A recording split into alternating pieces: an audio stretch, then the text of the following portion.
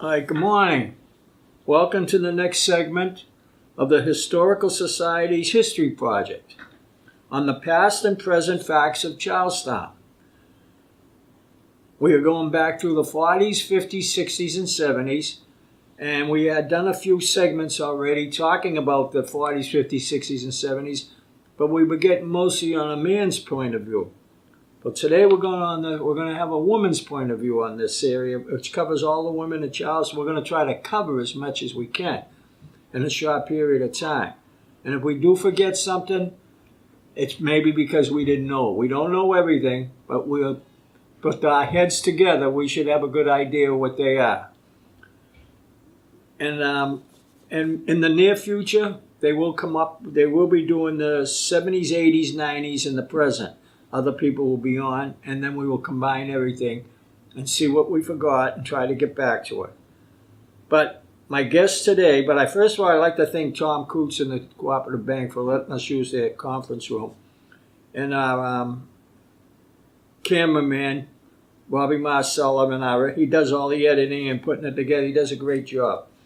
And today's guest is a woman I know, a young lady. I've actually grown up with her. I've known her for over 70 years. I consider her a very good friend. We're on a lot of committees together. She does a lot for the town. She still does. And I'd like to introduce Judy Evers. Judy, you're on. Morning. How are you, Bill? Good, very good, thank you. Now, you've been very active in the town since you were what? How old? You got active in politics at what age? 50. 50? Right, I was all right, totally about 50. All right. non-political at that point because I was involved with the schools. Now, we've talked about the people of the town in the 40s, 50s, and 60s, what their life was. What was a woman's life like yours, your mother's, our mother's, grandmother's, during the 40s, 50s, and 60s, during the two wars? Mm-hmm. Well, actually, 3 wars we went through. What were you women doing besides, most of the men were up, very active and working. How were the women taken care of in those years during Charlestown? Well, in Charlestown, where I grew up in Bunker Hill Development, we were all large families. Mothers didn't work. It wasn't an option. They had too many children. And very few women did work, and those women were working down the Navy during wartime, helping the men who were overseas. But for the most part, they didn't work. Took care of the kids 24 hours a day. And it was a great job, and they did a good job for the most part. So the women actually frowned on work. It wasn't they didn't want to work, but Correct. They had to stay home. Right. Yes. The good old Irish Catholic families, I Right. got a lot of children. Right. Yeah, I noticed because when I was growing up with you, we lived almost side by side down the projects. Mm-hmm. And the women used to all hang out together, socialize. They did. That was a big thing. Right. And I think we touched on that with the when we were talking with some of the guys in the previous segments, how everything was so free. People left your doors open. There was none of the electronics going on. Mm-hmm. So nightlife in Charlestown for the women was probably what, like hanging out? My mother used to go out maybe once every 3 or 4 months, and it was to the local hen club. They would get all dressed up and go over to the kitchen. They weren't far away because obviously there was a large family at home. And when you talk about the 40s, Bill, I remember being in school as a little kid and having to duck under the desks. Oh, for the raids, yes. Civil Defense, yes, yeah. During the 40s and 50s, the Cold War. And then we had the Navy going 24 hours a day. Remember the rope walk? Yeah. Nowadays, it would keep people awake, but we just live with it. It was just a fact of life. We have a lot of new people moving into the town. We don't know if they're going to see these, if they're going to watch it. Mm-hmm. But this is something the Charlestown Historical Society wanted to do, to recapture some of the good old days, and as we know them, as we grew up. And it's nostalgia to us. We enjoy talking about it. And we have people on that are born in the town and they still live in the town. This is what we wanted to do because they've gone through all this process. Now, during the Vietnam War. Your other brother was in the Vietnam War also. Yes. Frank. Right. Can you tell us a little something about how'd you people feel when he was off?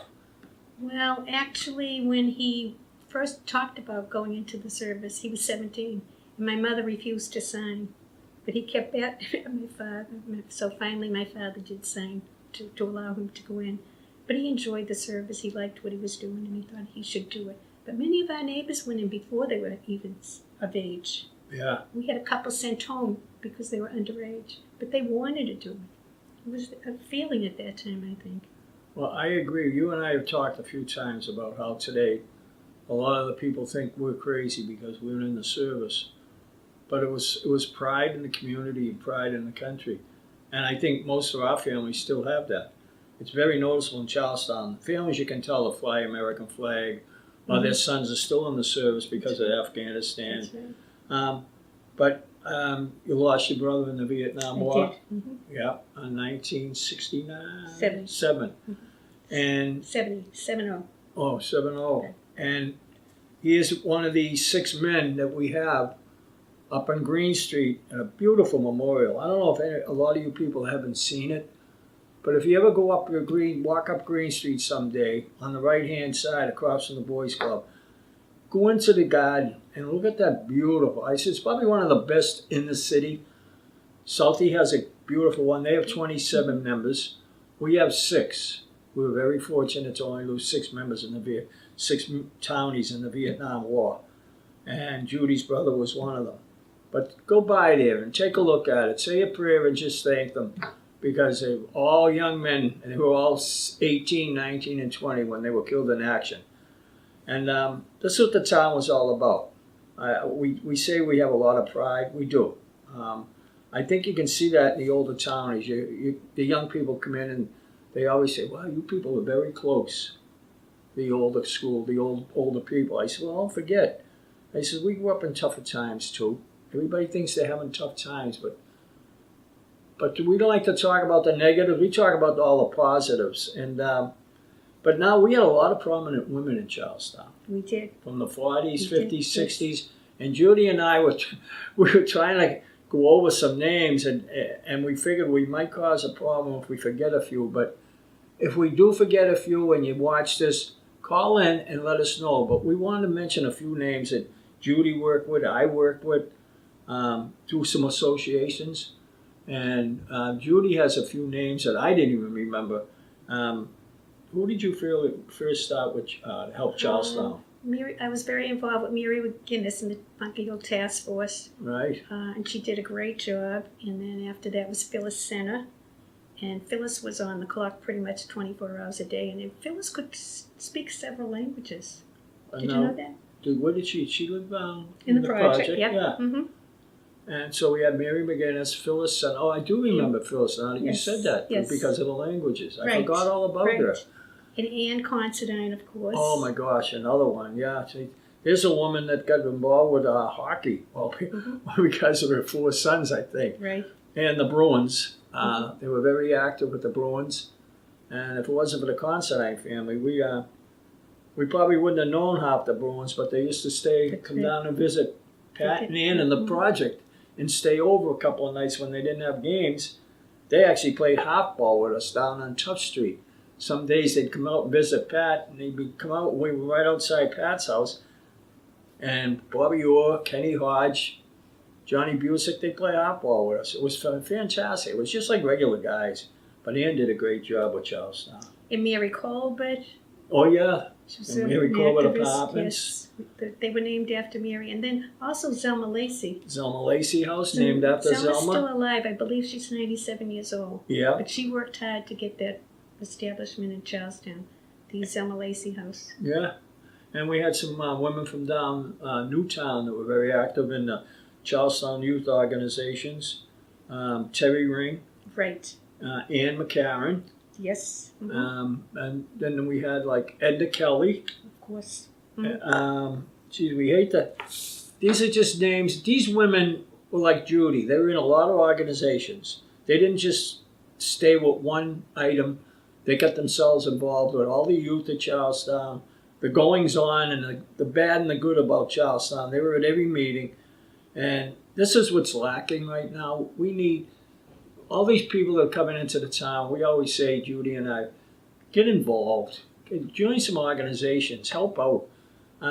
It's your town, because our generations are going slowly but surely, and it'll be all the people, people from the 70s, 80s, and 90s, our grandchildren, our great-grandchildren, but, you know, town is getting big, very expensive, but we don't want to lose what we have, and the only thing we can keep doing is just keep busy. And do you think of any of the other women that we... Well, of course, Kay Whelan. Oh, my gosh, She did so much for the veterans and other things as well, the Historical Society. I think she got that started.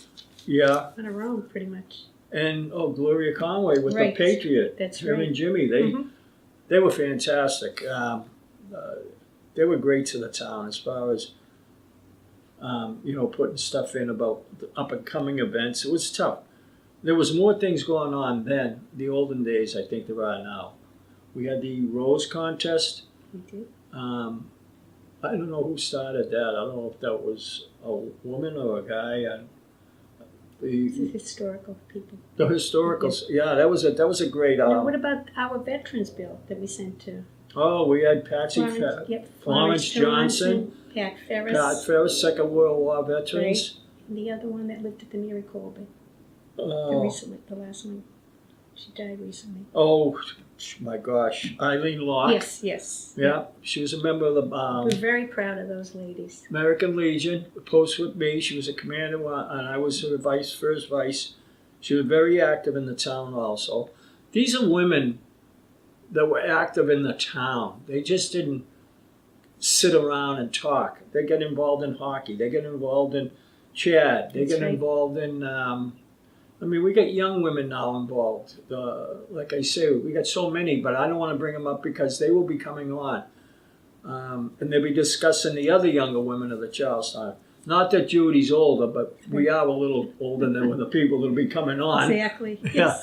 But we have some young women that stepped up, like the Bunker Hill Associates. It was a man's organization for like 25 years. Mm-hmm. But it wasn't meant to be. We used to put an ad in the paper. Anybody could join. In the last 7 years, we got 7 women now on the Bunker Associates, and we hope to have more. And they're doing a fine job. Yeah, and the women are fantastic. They take right over, They're organizers. Yes, yeah, and the guys can sit back now a little, and it's very noticeable because the women do take over. We had 2 back-to-back women presidents. The associates, Kim Mahoney and Carolyn. Okay, Carolyn Wren. Yeah, and it worked out fantastic. And then we had Cookie Giordano, who was a past president. Right. So women are still very active in the town, and that's what we want everybody to know. Stay active, get active. Judy, you've seen a lot of things go happening politically in this town, for the good and the bad. We've had some good representatives come out of our town too, years ago. Right. Off the hand, besides Gerard Doherty, who was our first? Do you remember back in the 40s? No, I remember Leo Kinsella. I couldn't vote for him, but I remember my parents talking about him. So that goes back a couple of years if you couldn't vote for him. Correct. And let's see. And Jimmy Collins, Gerard Doherty. Was Jackie Kelly? No, he wasn't. Oh, he was the liaison. I'm trying to think. Well, now we have Dan Ryan. Danny Ryan, yep. Doing a great job. And I think the women have played an important role in this community. I don't think a woman's ever ran for our representative of city council in Charlestown. But we do have our first female city councilor that I know of. Oh, from Charlestown, representing Charlestown. Yes. Yeah. Right. I wonder, you work in that office, don't you? Yes, I do. Okay. Yes, I do. Right. Yes, I do. Yeah. Well, the city council has changed too with women. They got 6 women on it now, and that's unheard of. So, like they say, the women's movement is on. politics and in the town. But you got anything you'd like to wrap up with, Judy, and say some of the organizations you belong to? Well, I've always supported CHAD, Charlestown Against Drugs. Right. I was a member of that for many years, and a strong supporter of the Sober House. Oh, you're exactly right. You were very active in that. You and Peter Right. Looney. Right. Great And guy. also a strong supporter of the police station, trying to get a building back. We have a building now, but I hope before I leave City Hall, Charlestown will have a 24-hour police station. That's my goal, and I bring that up with every elected official I can talk to, because the police themselves seem to support it, especially once the casino goes in and all these high-rise apartments. Right. There's going to be more people. We are getting the ambulance at Sullivan Square, and that's going to be permanent, so that's a good thing. That is a good thing. And So we're now we keeping can get we're keeping our engine 50s. That's Right, staying, so right, that's good. We'll right. still have our two engines in a truck. And Ladder 1 and Engine 8 are part of us too, but we know they have to come across the bridge, but they're there. Mm-hmm. But the town is progressing. The people got to progress with it, and we hope it's for the better. Now you were the liaison for Charlestown for many years. Yes, I started with Ray Flynn in 1986, and then when he had left to go to the Vatican, Tom Menino kept me on, and I can tell you, working for Tom Menino has been a great pleasure. Wonderful man. And he really surprised me the way he could remember names. In any place he went in the city, he knew people by first name. See, I have a hard time with names, but he was so good at that, and just came across as a caring human being. And I've known Marty Walsh for over 30 years. I don't work for Marty, I work for the city councilor right now, but we still have close contact, and it's been good. And I've been able to get things done for people in the community. So you've seen a few mayors then. I have, yes. Flynn, Menino, Marty, Right. and you've seen some great commanders of the police department also. I have, yes. Yeah. And the new one we get in now, Gross, he's been all over the place. God bless him. He's doing a good job. I hope they stay. You know, people appreciate him. He's a hard worker. And he's been in Charlestown a couple of times already, and it's amazing. So. And you know, Bill, I like his style. I do too. He's so easy to approach. I think he's a people person. And he is. I call him a PP, and that's my. And he takes things seriously, but he knows what's going on. I'm very pleased that I am he too. was elected. I think everybody is. Yes. I think they're very happy with him. I Yeah, hope he yeah. does well, and I hope the men and women in blue support him. Yes, I'm sure they will. So, anything you'd like to say? We're going to wrap it up. No, just to say, you know, I loved living in Charlestown. I've had a wonderful life. The project was really a wonderful place to live. And my children turned out well, and life is good. Well, Thank you. thank you, Judy. Thank you very much. And with that, we'll close this segment, and I think Tom Coots might be coming on next week or the following week. It's up to our cameraman's schedule. Mm-hmm. And we'll continue on. We'll go from the 60s into the 70s and 80s. And I'm not sure who Tom's guests are, but he will have a couple of good people on, and everybody, they'll be a little younger than Judy and I. I don't know how much younger, but they'll be probably a lot younger than Judy and I. Yes. But with that, I want to thank Judy very much for coming on. She's very active in the community, like most women, and but she goes above and beyond, and we want to thank her for all she's done for Charlestown. And with that, I'll sign off. And remember, everybody, respect one another.